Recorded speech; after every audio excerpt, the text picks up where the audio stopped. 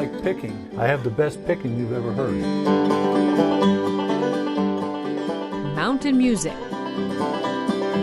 Wood. To Greg Beamer, that combo can't be beat. This stuff is fantastic. When you watch Greg doing his thing in the shop, you never know that once a week or so, he gets hit by chest pain, stable angina.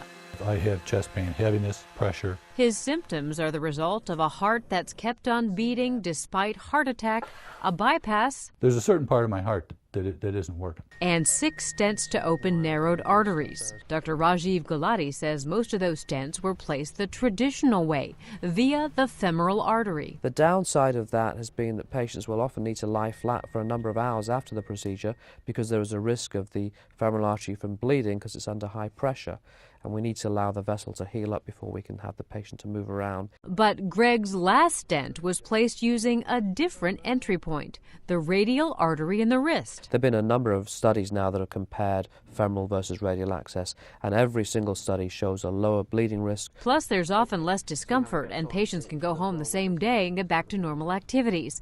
Now, here's how the two procedures compare. For the traditional method, doctors place the catheter into the femoral artery and run it up to the heart. For the other method, doctors start at the radial artery in the wrist and thread the catheter to the heart. Same access to arteries, but fewer risks. Greg says if he ever has to have another stent, he's going to opt for the wrist procedure. I know the difference.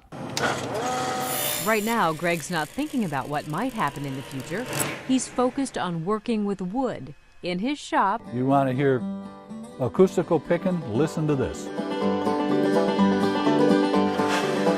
to the tunes of mountain music. How can you get unhappy with something like that going on? For Medical Edge, I'm Vivian Williams.